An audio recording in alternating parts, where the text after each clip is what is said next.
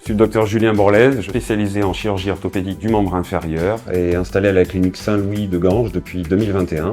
Alors, je suis le docteur Édouard Munini, chirurgien orthopédiste spécialisé dans la chirurgie du membre inférieur et en particulier la chirurgie prothétique du genou. Donc l'articulation du genou, c'est une articulation qui est soumise à d'importantes contraintes. Il est composé de déjà plusieurs pièces osseuses, le fémur, le tibia, la rotule et la partie proximale de la fibula ou péroné. Quand on marche, on sait qu'on a à peu près 5 fois le poids du corps qui passe à chaque pas au niveau du genou. Donc c'est bien évidemment une articulation qui va avoir tendance à s'user au fil du temps, surtout quand il y a des facteurs favorisants comme des antécédents traumatiques, une obésité ou des maladies inflammatoires chroniques.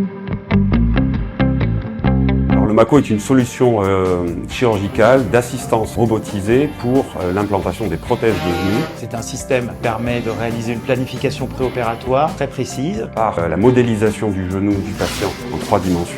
Le système permet également d'adapter pendant l'intervention le positionnement optimal de la prothèse en prenant en compte la tension des ligaments qui sont assez souvent atteints dans les arthroses du genou. On a reçu le Mako à la clinique de Ganges fin avril 2024 et on a commencé Après bien sûr une période de formation et de certification qui est imposée par le laboratoire. la mise en place des prothèses assistées par robotique depuis le mois de mai 2024. Ce qui a changé grâce à l'utilisation du Mako, c'est tout simplement la précision de l'implantation. C'est également un système qui permet de réduire les pertes sanguines pendant l'intervention puisqu'on est quand même moins agressif en péropératoire. Les bénéfices que l'on va pouvoir atteindre de ce Mako, tout simplement des suites opératoires plus favorables puisque le geste va être moins invasif. Le bénéfice, c'est d'avoir déjà un genou qui est bien positionné et bien équilibré. Donc ça va être une prothèse de genou qui va être bien stable et bien mobile puisque tout ceci a été réglé avec précision pendant l'intervention. On a pu remarquer déjà sur les premières poses que la récupération post-opératoire immédiate se faisait de façon plus rapide qu'avec une technique conventionnelle, avec des patients qui marchent plus vite et surtout avec moins de douleur.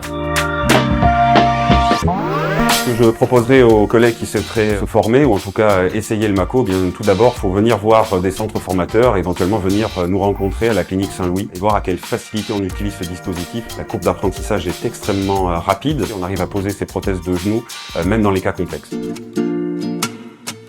Alors ce qui est important avec le robot Mako, c'est qu'il ne faut pas penser que le robot va travailler à la place du chirurgien et que pendant ce temps-là, le chirurgien peut faire autre chose. C'est toujours le chirurgien qui, bien sûr, fait l'incision de la peau et qui expose le genou. On garde le contrôle de l'intervention à tout moment.